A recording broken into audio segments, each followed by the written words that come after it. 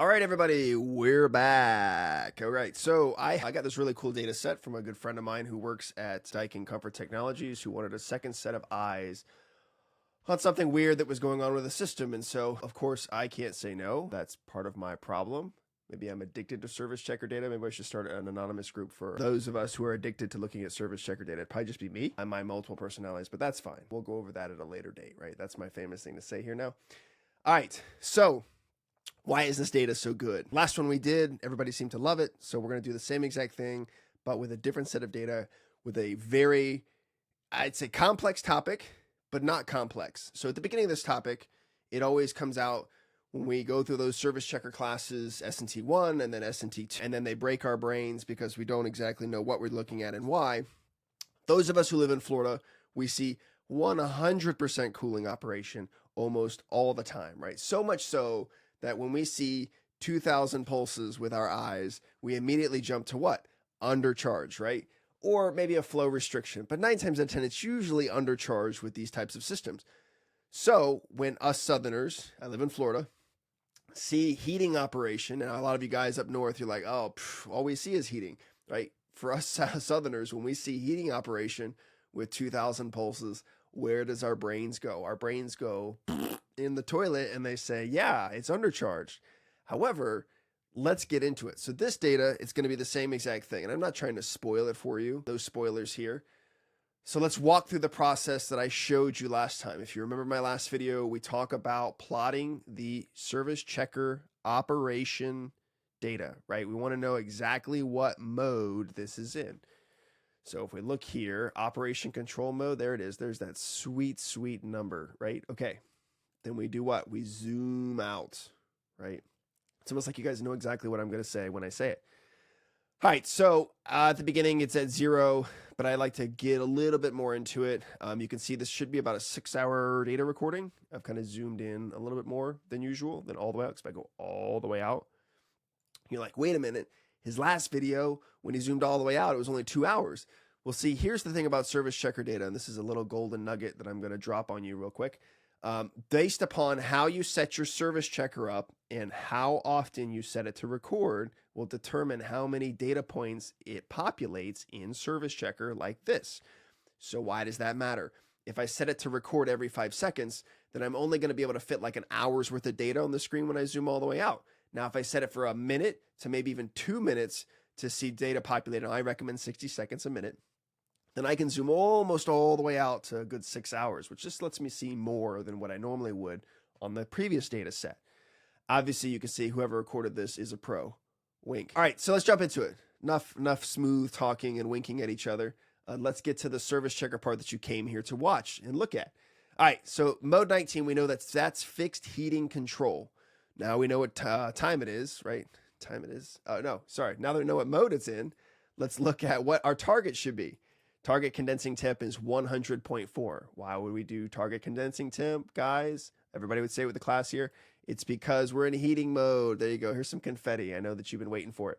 All right, so we're in heating mode. So we're populating. What is my compressor controlling to? Because that's all I really care about. Now let me populate a little bit more information. Now you can see I kind of flatline between here and here. And so this is kind of useless data. So what I'm going to do here is I'm going to go there and I'm going to zoom in to kind of cut that part off because I really don't care about that. And now I get a little bit better picture. It's a little spread out. As you noticed before, when I had it kind of zoomed way out, it's kind of hard to tell what's going on in there. So let's get a little bit closer and take a peek at that. All right, now that I'm here in the void of nothingness, okay, I'm back. You'll notice that when I was over here, just show you again, hold on. When I go outside this range here, I got nothing. And that's probably because someone turned off the system or someone messed with the service checker connection and it did record. It just, the problem is there's no information coming through. This is useless data. It means that somebody unplugged their service checker before they hit stop on the record button for service checker. Okay, let's not get derailed here, guys. Come on, stay focused. All right, so let's go back to where we're actually starting off at.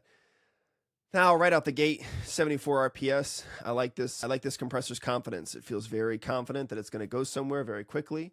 Something else I like to do, multiple modules, 1, 2, 3. Hopefully you don't have 4, you installed it wrong. 3 modules. Based upon the modules, I look at the compressors really quick. Why do I look at the compressors really quick? Because again, we don't want to populate too much information on the screen. And so to limit that amount of data that we're sifting through at any given time, I'm going to populate all my compressors at one time. And then I'm going to look at what are the similarities? Are they basically mirroring each other? Because if they are, then I just go off of one of them. And they are. As you can see here, the brown and the green line, they dance a little bit further apart in some spots. But other than that, they're freaking spot on. So I'm just going to say, you know what? I only need one of you. I don't need both. You mirror each other. Okay. Filtering out that irrelevant data, that irrelevant information that we don't need. That's one of them. Throwing it in the trash can. All right, let's move on. So I've got a compressor RPS. I've got head pressure control, right? This is what my red line is. This is my TC, target condensing temp, saturation temp. It's a target, whatever. Got my mode. I'm in mode 19. Stay in mode 19 for a good amount of time. Anybody want to take a guess as to what they think this blip is here on the screen on that operation control mode? Oh, yes, you sir in the back. It is defrost. Yes, you are correct. This is before defrost. This is during defrost. This is after defrost. Wait, there's a mode for before, in the middle, and after? Yes, there actually is. That's why we use operation control mode when we're troubleshooting data, because again, outside of that, all I would see is a little teeny tiny, let me just show you, because if I don't show you, you won't learn. Come on, I'm teaching you now. If I don't show you, you'll never get it, right? This is the little teeny tiny bit of defrost bloop here, right here at the bottom, right? You can almost never see it. You need a magnifying glass. This is why we do operation control mode troubleshooting like I've been talking about for years, because this is a ton of information to troubleshoot as opposed to this teeny tiny little thing at the bottom. All right, I digress. Throw that in the trash again. Okay, so we've got our target condensing temp. We've got our inverter speeds. We're going to say this is for both compressors, even though it's not. We just talked about that. Now we're going to go down and we're going to see how is she performing, right? So let's say we have our target condensing temp. Now I want to know what my actual condensing temp is. Now, this is the part where it's very misleading, and I've asked Japan to change it, and they tell me something in Japanese that I don't understand, and it's probably, go jump off a cliff, which is fine. However, I'm gonna sit on the top of my soapbox here, and I'm gonna preach to you. You look at these graphs, and D-Checker is the same way. So again, you trust your eyes, you trust the data. Sometimes the graph is messed up. How is the graph messed up? When we talked about that D-Checker data that we analyzed, we actually looked at it and we said, hey, it gives me 3 different options, right? 3 different scales as to where it puts my lines so I can see them better when I'm troubleshooting. Service Checker says, screw you, I don't care where you want it, this is where I'm putting it. And so if we look at our scale for condensing temp, the scale is actually here, full scale 200. But then I go up here to my other condensing temp, it says the same thing as scale for 200. But if you'll notice, I'm at 100 degrees here, and this is at 102, right? They're on top of each other for the most part. But what happens is when I plot my discharge temp here in the mix, right? So these are on the same scale. That's great. But my discharge temp is on a 300 scale. And he's like, where is he? Scale. What the heck is he talking about? I don't see any scales. Bathroom scales? What are we talking about? Scale. Right here on the top right. Full scale. So if you'll notice, and this will get a lot of guys, it's not going to get you because you're watching this video. You've got this scale here, right? Okay, so the scale is 300 for my discharge pipe temp, but my scale for my condensing temp is 200. These are 2 different scales, off by 100. What does that do, and why does it matter? Because when I put this discharge temp on here, you're going to see that it is below, we know above and below, these are words we know. It's below my TC. So when I see this number here, this brown line, I'm going to say, man, look at that subcooling, because your brain is like, it's already wigging out from looking at service checker data for so long. But again, you're not going to worry about that because I just explained to you. This number here is on a different scale. So on this chart, it looks like it's below my TC. However, if we look at the number 145 degrees, that is higher than 102 degrees. So that tells me that this line here is actually supposed to be somewhere up here on this scale. But again, because the range scale is different than our TC and our saturation temperatures, it puts it below on the scale. So again, these look like they are below. They are not below. They are on different scales and different ranges. So don't look at this beautiful picture that I've painted you here of someone dying in ER with a heart rate monitor. Look at this and understand that you can't correlate the distance between these two Well, because they're on two different scales. This one's on 300 and that one's on 200. So again, you can't go off that and say, well, okay, I can clearly see we've got subcooling. No, you don't have subcooling. You've got two different scales. It's incorrect. So then, well, how does that help me? Well, then this would just tell me that, okay, I need to go here and see where it flatlines and just say this is 131 and this is 105 up here, okay? So you're just going to have to learn the difference between the two and know that you can't compare them visually except for the fact of where they might dip or they might go up, or you're trying to find the lowest or the highest points. So let's talk about that for a second. Let's peel back that onion. So when we talk about highest and lowest, and there's a lot of information on this screen to the point where, you know, I'm getting a little OCD here and kind of might want to clean up this mess. But when we look at service checker data and we're looking at these points, sure, we want to know discharge superheat, we want to know suction superheat, we want to know subcooling, and we're going to get to that here in a second. However, it is still my job to look at this data 24 hours, 3 days, 100 days, and I'm looking for what? I'm looking for the lowest amount on that range and the highest on that range. I want to see where the discharge temperature goes through the roof to the moon, right? So I'm going to zoom out and look for those spikes, those high points. The same thing for when I'm looking at suction superheat. I want to see those low points. I want to see those lines close together. I want to see that TE and that suction temp right on top of each other, right? Those are the low points. Those are the parts that I'm picking out in the data.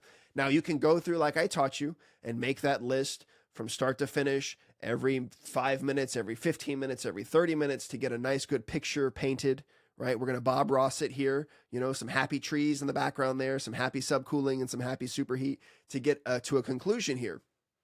But again, when you're troubleshooting these types of systems and we already know the ranges in our head, I'm looking for those low points and I'm looking for those high points, right? So when I plot these, I may not be going every inch of data through it, and I may not even be making that list that we talked about to paint those happy trees in a Bob Ross fashion. So instead, I'm going to look at those really, really, really low points. I want to see where the superheat turns into subcooling in my suction line, and I want to see when that discharge temperature goes to the moon and that discharge superheat goes through the roof. And so I'll pick out those really, really high points and look at what does it do before and what does it do after, right? So if you're looking at large sets of data, now this is not a very large set, it's 6 hours. However, when I'm looking at large sets of data, I have to break them off into manageable chunks. And again, going through 3 weeks worth of data going every 30 minutes, right, is almost impossible. You can do it. Please don't do it. It's a waste of your time. Pull out the spots where trouble starts, right? Pull out the spots where it bottoms out. And it may never bottom out, and you can zoom through that pretty quickly. But pull out the spots where you want to see them almost identical or close together. So for here, where I would want to see is if, you know, for some reason this brown line went like this, and then back down again, right? That's a spot that I would want to look at. And the same thing would be suction superheat. If my suction superheat was going, chugging along, and let's say that green line is my actual saturation temp, and then it goes, whoa, way below that line and then back up again. I want to look at that spot in the data because that's not good, right? Why did that happen? What was happening before? What was happening after, right? What made that change? What changed? There's the word right there. That's the word we're waiting for. That's the trigger in my mind to say, we are looking for things that are bad, right? Let's just make this really simple. Bad, low suction superheat, bad, high suction superheat, bad, high discharge superheat, bad, low discharge superheat, bad, right? We're looking for those areas, and then we ask the question, what changed, right? What changed when it was okay to now where it's bad? Did a valve open? Did a valve shut? Did we go into a mode? Was there a mode change? Did someone turn the power off to something? What changed? Did my compressor ramp way up? No, my compressor didn't change. Okay, what changed? And then I will sit there in that spot and go through every line of data if I have to on this list to the right to find what changed. And when I find that one thing that changed, and then I plot it on the map and I can see where it comes on, and my suction superheat goes to crap. And then it turns off and my suction superheat goes back up. Well, how many times does it do that in that data set? Let me fast forward. Oh, there it is. It comes on again. And guess what? My suction superheat goes to crap again. Guess what? I found the problem. The problem is this turns on, then this bad thing happens. Then it turns off and the bad thing goes away. Guess what? Science tells us that is what's causing your problem. This is the whole purpose of what we do and why we do it with service checker data. So Wow, 15 minutes. All right, let's keep going. Thank you for hanging in so far with my horrible voice. Apparently, I've been told. So, all right, no, I'm just kidding. Let's keep moving. So we did the plot difference, showing you that you can't trust the chart sometimes, but sometimes you can. Let's just add more rules to make this more confusing, right? Because that's the whole point of these videos, is to make this really confusing so you quit and then you pay me to look at your data, which is the whole point of this, because I totally charge for this service. All right, so we've got discharge temp 131. We've got condensing temp 1. You can kind of see they're really close together in heating mode. I don't like that. And again, you'd see that there and you'd say, well, that's a problem, Roman. And I'd say, wait a minute, 156 and 104, it's not a problem. That's actually good discharge superheat. But here's the problem. As the line falls, we may think that's good, but that's actually bad. And so you'll see here at my low point, which is here and this entire space here, what is my discharge superheat? Well, we see I have 132 minus 105. That's below 32 degrees of discharge superheat. Now, it's not in the toilet. It's not 3 or it's not 2, but it's still fairly low. Okay, well, that's not terrible. But look at my compressor speeds. You see how I like ramped up high here? Let me draw you some more beautiful colors. You guys love it when I bring out the pen, don't lie. All right, so we start high and then we go low and then we go lower. All right, so what is going on here? Why would my compressor slow down? If you remember my last video and you've read the service manual, because I know we all have, right? If you haven't, then stop watching this video. I can't stand you. Just kidding. Keep watching. All right, so we know that when this compressor goes way down in speed, right? We're falling down that cliff. This would make for a great mountain bike trail, actually, kind of looking at this. Here's the thing. Why would the compressor slow down? What controls compressor speed, you might ask? It's this red line here. So we know this red line is our target, right? Our target condensing saturation temperature. This is the line that it wants to run our system and compressor speeds at to maintain. Well, how do we know what it's doing? Well, if we see this pink line wants to settle out and touch. And so what happens? Well, if you'll notice here, our pink line is actually higher than our orange line. Remember, our orange line is our target. What happens when you overshoot targets? You ramp your compressor down. And so what does it do? It says, whoa, I'm over my target by a good amount. So let me slow down. So it slows down and it says, wait a minute, I'm still above my target. And it's like, okay, slow down again. So it slows down even more. And now we're here. And guess what? It's like, son of a gun, I'm still above my target. I'm going slow. Like, what do you want from me? And then guess what? It goes, okay, let me slow down a little bit more. And then it goes, well, still not there. And then it goes, fine. You know what? Forget it. I quit. I don't care. Do whatever you want. And then it goes, okay, perfect. That's it. That's where I want to be. You'll notice how these lines are touching, right?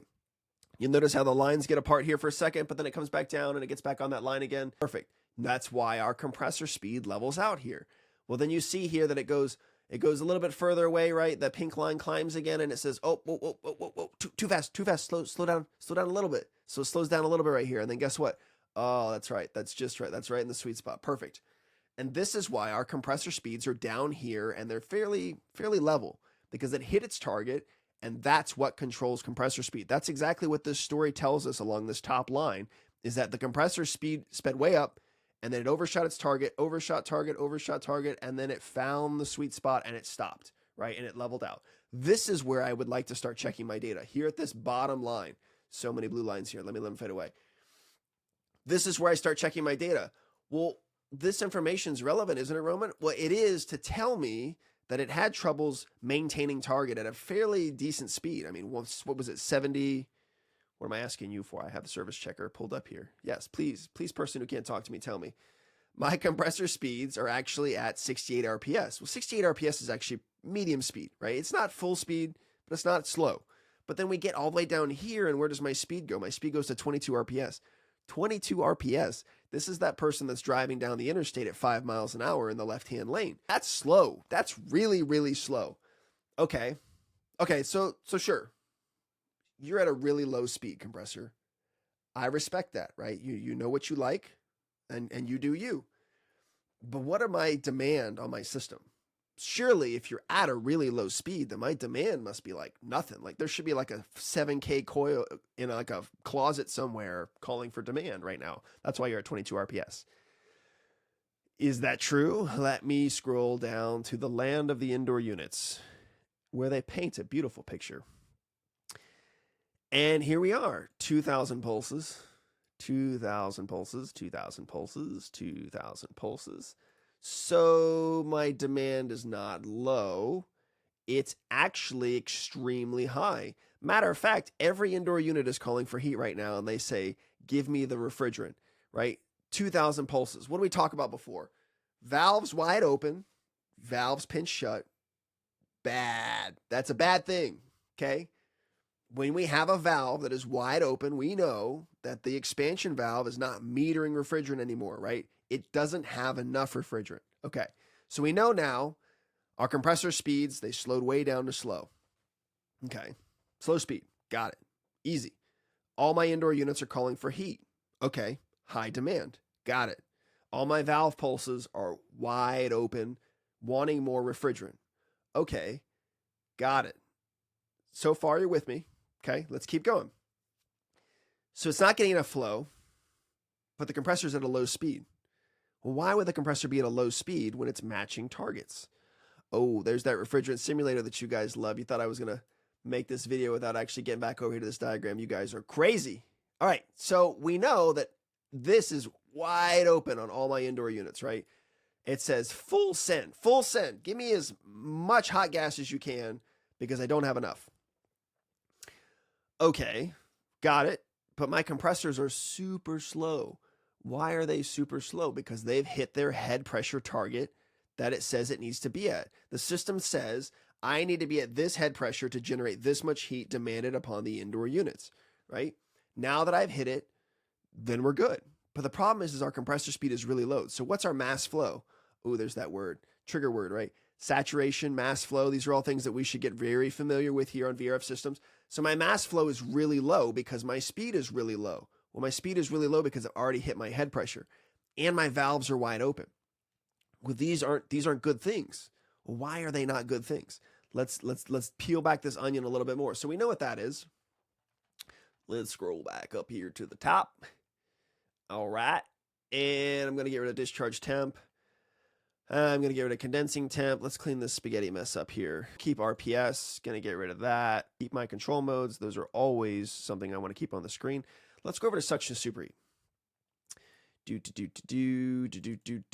TE. And then on this one, we only have accumulator inlet temp, which is better than nothing in my opinion. We could have no sensor on the suction line. Yeah, and I love how, person from Japan, if you're the one who designs these equipment, I hope you're listening to me right now, which I know you're not. Quit taking sensors away from these units. Every time I turn around, you guys have removed some kind of sensor and put it somewhere it doesn't belong. I want to know exactly what my suction temp is coming into my compressor. Quit moving it further from the goalpost because I kind of get a little bit blind here and agitated. All right, rant over. Someone translate that in Japanese and send it to somebody that matters. All right, so we've got our accumulator inlet temp. We've got our evaporating temp. This is our suction superheat. There you go. There's some more confetti. I know you guys are starving for it. It's okay. I'm here for it. So we know here that they kind of climb apart on this data graph, right? 44 and 32, 15 degrees suction superheat. But then you notice they kind of start coming together. It's that weird, awkward moment where they're slowly walking towards each other without looking. And you're like, wait a minute, what's going on here? And it's 42 and 41. What just happened here? How did we get to 1.8 degrees suction superheat?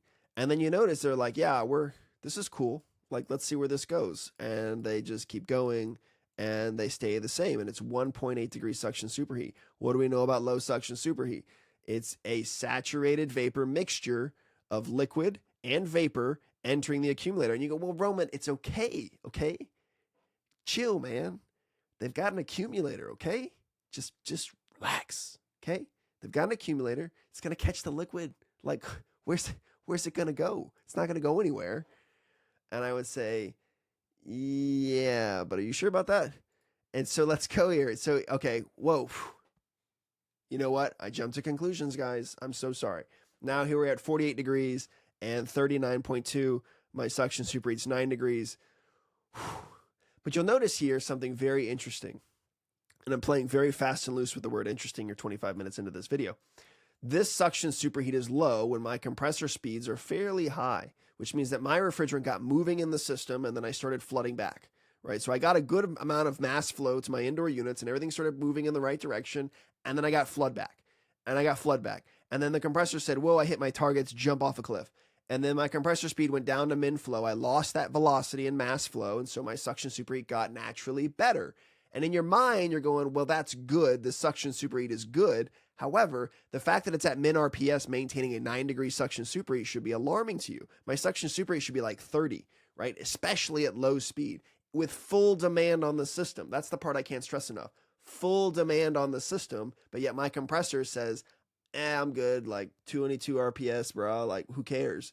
And then yet my suction superheat's at 8 to 9 degrees. And then it gets closer at this low speed. And it gets closer at this low speed. And then, man, look at it go in defrost. What is you doing? So let's get over here and look at this defrost a little bit closer. All right, here's the defrost cycle. And we've zoomed in a little bit. So you'll notice here, my suction superheat goes completely in the toilet trash right before my actual defrost cycle. It goes into defrost, which, might I add you, this is another golden nugget that I will give you for free, like everything else I'm giving you. What the hell is this unit doing in heating mode going into defrost when it is 48.2 degrees outside? What?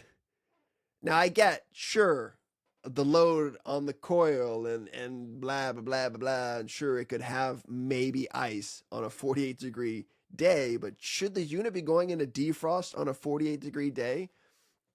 That probably tells me that my suction pressure is low, right? That the load isn't on my system. Like defrost on a 48-degree day is not something commonly we would see. Now, again, okay, high demand, I'll give it to you. All those other things. However, this is something in my mind that would stick out to say, hey, why am I going to defrost at 48 degrees outside?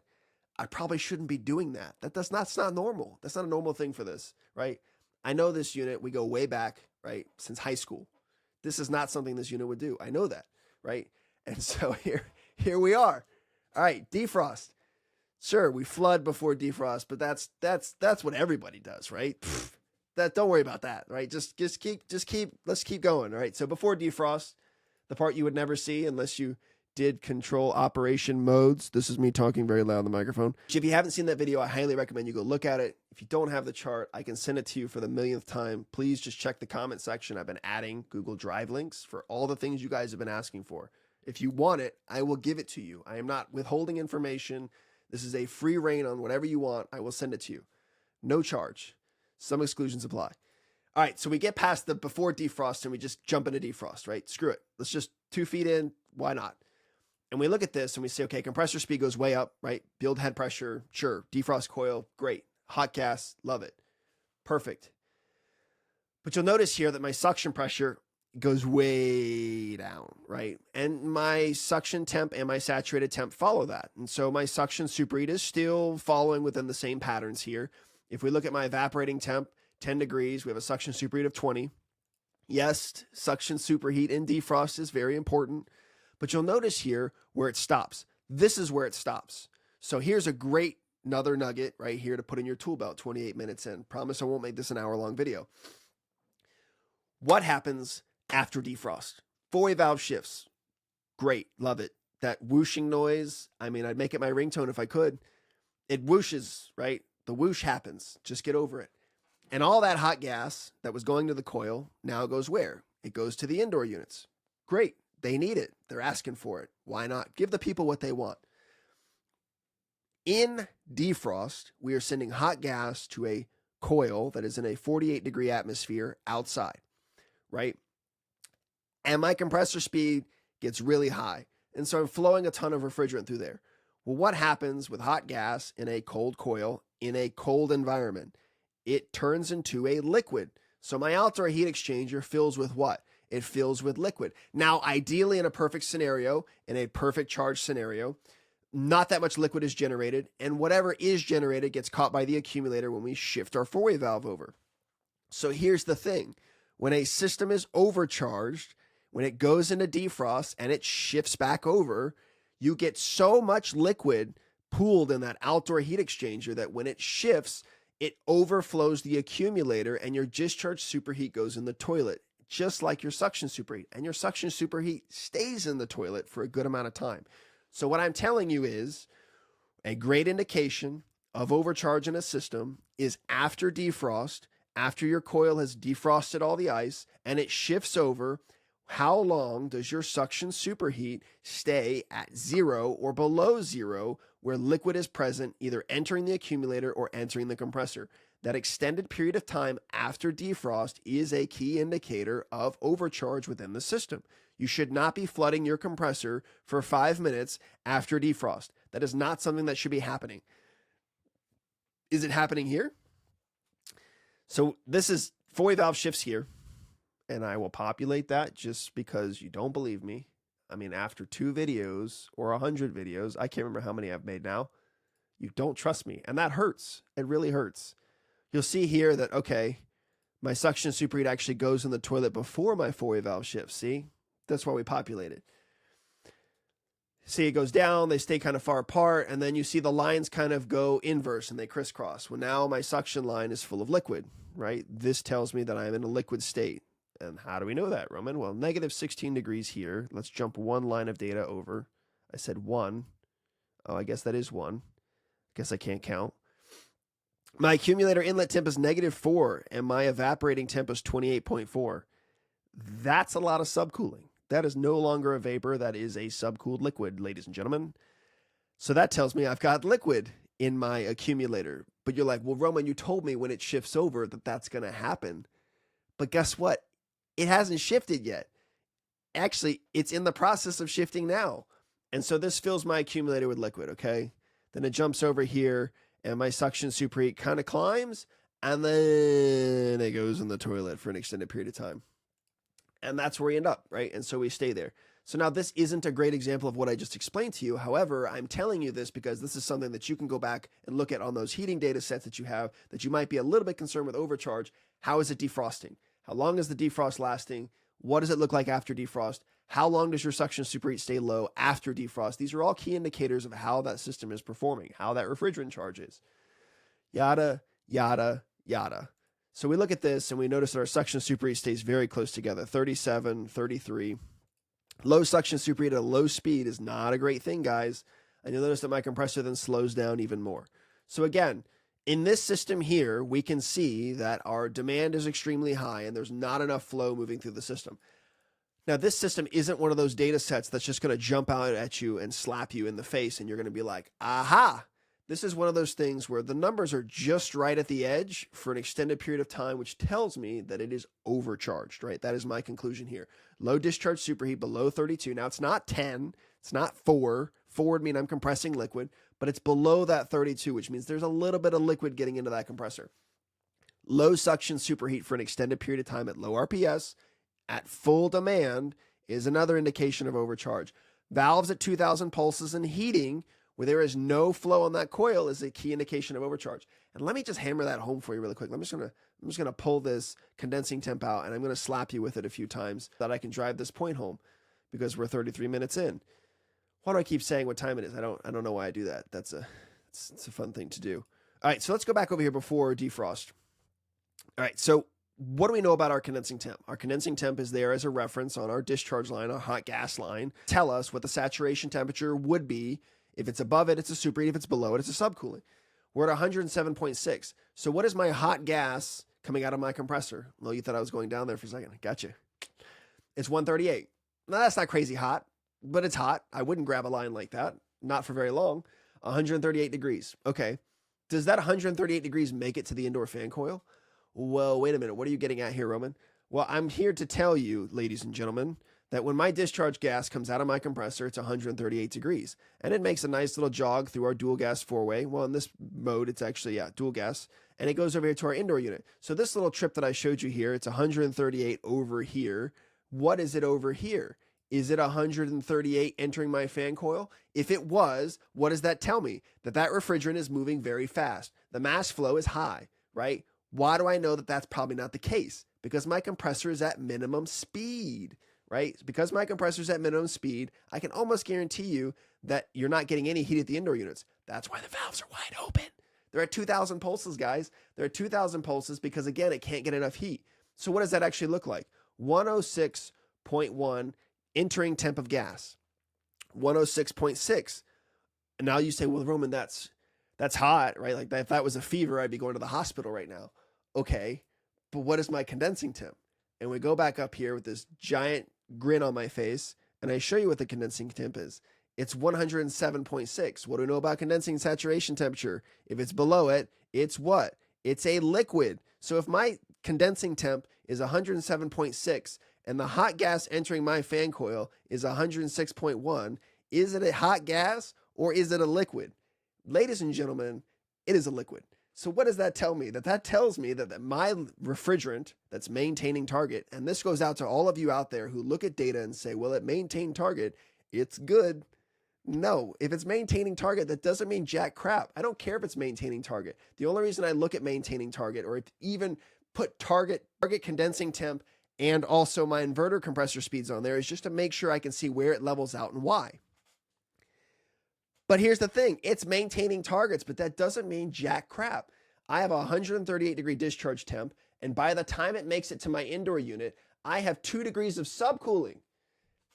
I'm not supposed to have 2 degrees of subcooling. It hasn't even gone through a heat exchanger yet. So what does that tell me? That tells me that the refrigerant is moving really slow, so slow that it literally turns into a liquid by the time it makes it to the indoor unit. That's like leaving on a trip to go to the beach, living an hour away in Florida, and by the time you make it there, you leave when you're 14 years old, and when you get there, you're 98 years old. That's really freaking slow. That's what we have here. Why does that matter?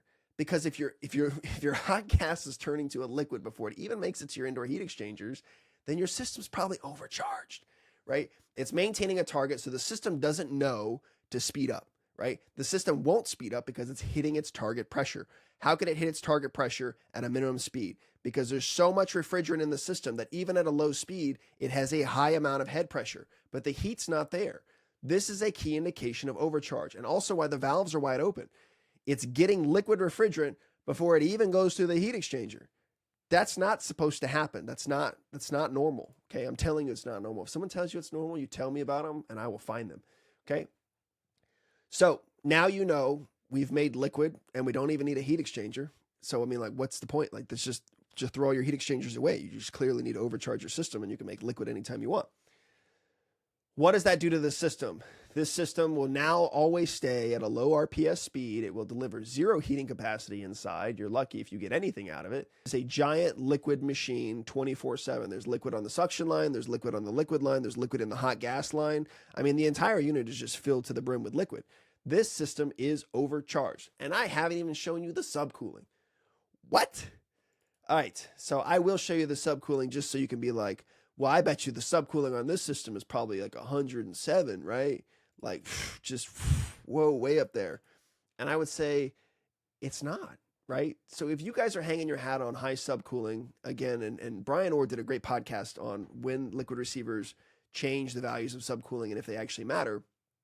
And it's difficult to judge subcooling when you have a liquid receiver like we do. But if we come over here and we populate our subcooling heat exchanger liquid temp 77, and we're at 107 here, again, this isn't a crazy amount of subcooling. It's not. Like, this is 30 degrees of subcooling. That's not very high. Now, it is high, but it's not 70, right? It's not 110. This unit's not double charged. We're not in high pressure step down, which is another thing. If you're waiting for safeties to populate within your service checker data to tell you what's wrong, you are missing the boat. This system is a classic textbook overcharge all day. But I have no safety controls that have turned on. I have no error codes on the system. I am hitting my targets. That's the 3 things. If you're looking for these 3 things, you are lost. You are clueless. You should stop looking at service checker data and start watching this video on repeat until you change your mind. Guys, this system is overcharged, right? And again, we're not compressing a ton of liquid. My suction superheat isn't at 0 24/7. My subcooling is not 70, right? This is a small amount of overcharge. Now, you would say, well, give me a percentage, and I won't because it doesn't matter, right? My hot gas is turning to a liquid before it makes it inside. My hot gas is unrestricted going through my indoor units, which means it's not getting enough. My compressor is stuck at low speed for most of the data that we have here. My defrost looks very iffy. My subcooling is higher than normal. We're at 30. That's 3 times the normal amount. Now, we don't judge subcooling off of heating mode, and I get you. But you want me to seal the deal? I'll seal the deal. You want me to seal the deal? Yeah, I'll probably. Okay, right. Let's do this. Valve pulses. What we know about valve pulses? Really high, not good. Really low, not good. 240 pulses. We're at minimum pulses on the outdoor heat exchanger. What does that tell me? That even the evaporator outside on that gigantic unit is still getting too much refrigerant through it to actually change it to a vapor because the system is overcharged. It's pinched off at the outdoor heat exchanger like it would be in cooling if it was an indoor evaporator, and it's wide open on the outdoor unit or indoor heat exchangers, which is where the condensing is happening, right? It's just reverse. So if you look at a lot of cooling data and you jump into heating data, you have to break the structures in your mind that you've associated with valve pulses in certain modes. I don't care about pulses. They help me look at the areas of concern, but what I really care about is, does it make it to the indoor, or is it already changing states before it gets there? Is it doing what it's supposed to in the areas that it's supposed to? And the answer here is no, right? It turns to a liquid before it even gets to the place where it's supposed to be turned into a liquid. It's being metered so much before it even makes it to the outdoor heat exchanger. And again, low suction superheat, low discharge superheat, high subcooling. This is a classic textbook overcharge. They need to pull the charge, reweigh it, recalculate the line set length, and go through the entire system. Whew. Man, I don't know about you, but I might need a cigarette after this one. This, guys, is classic textbook overcharge. In heating mode, right? There's overcharge in all sorts of scenarios. You could slap this unit into cooling and it's going to have other symptoms that are different that manifest themselves in a different way. Remember, these systems can do parallel operation, heating, cooling, all sorts of crazy stuff. Startup control, test operation, return mode, residual pump down mode after cooling operation. It does all these crazy things. But again, there's these key performance indicators, these KPIs for each specific mode that you have to look for. This is a basic refrigeration cycle, okay? If my hot gas is, like I said, turning to a liquid before it makes it to the place where it's supposed to turn into a liquid, that's not good, right? And the same thing is if all my liquid coming over here to my outdoor heat exchanger is being like super pinched off because I've got too much and I still have liquid coming out of my accumulator, that's not good either, right? I shouldn't have liquid here. There's no liquid. This is a no liquid zone, right? It likes to be here all the time when I look at data, but it's a no liquid zone. So, whoa, okay. All right, 42 minutes in. Sorry, this one drug out, but there's a lot of great nuggets here of information that you can pull out and look at again. Another great VRV data analysis video. Keep sending me your data, guys. I know I haven't gotten to all of you. Some of you guys have checked in recently asking if I've gotten to it. I'm sorry. I do have a full-time job. And I'm going to try to pump these out as much as I can, as quick as I can. Again, if you need that help and you need that understanding, I implore you that maybe you don't even need my help in general. Just look at what I taught you here, what I taught you in the last video, and the ones I'm going to teach you on the next ones, and just stick to the basics. This is a basic refrigeration cycle. There is a outdoor heat exchanger that does either one of two things. It's either creating a liquid or it's turning a liquid to a vapor. And the same thing at the indoor unit. It's either turning a vapor to a liquid or a liquid to a vapor. Reverse, either one. Could be doing one of those two things. The question is it doing it? Is it doing it well, right? Are the pulses where they should be, right? How long is it stuck like that? These are the questions that we should ask in any refrigeration circuit to determine what the problem is on this system. Now, I get it. There's a lot of information here. There's a lot of data here. It's extremely overwhelming, and especially if you're brand new to this stuff and you've never looked at it before. But again, break it back down to the basics. What is superheat, right? It's anything above a saturation temperature. What is subcooling? Anything below a saturation temperature, right? Now, again, don't get hung up on all the naming and the nomenclature and, well, Webster's dictionary says blah, blah, blah, blah, blah. I don't care, right? I'm not here to redefine definitions for what superheat, subcooling, or even saturation temperature is. I'm here to teach you that although you may have one thing in your mind set in stone, that you can't have your mind made up before you even look at the service checker data. Because again, this system is going to take your mind, it's going to throw it in a dumpster. That dumpster is then going to get emptied into the back of a trash truck. It's going to get compacted, probably set on fire, and then taken to the dump, and then ground up into a pulp, and then thrown into another fire to be burned up into a million tiny ashes. That's your brain on service checker data, right? It's just like drugs, okay? Don't do it. Well, wait a minute. No, you want to do it. Don't. Yeah, just take back what I said there. You want to look at service checker data, but don't do drugs. There we go. Okay, there's my essay for the year. Now, again, stick to the basics. When you look at service checker data, You cannot go into this with the understanding that you've already made up your mind as to what something is. Because if you are missing the whole point of these videos.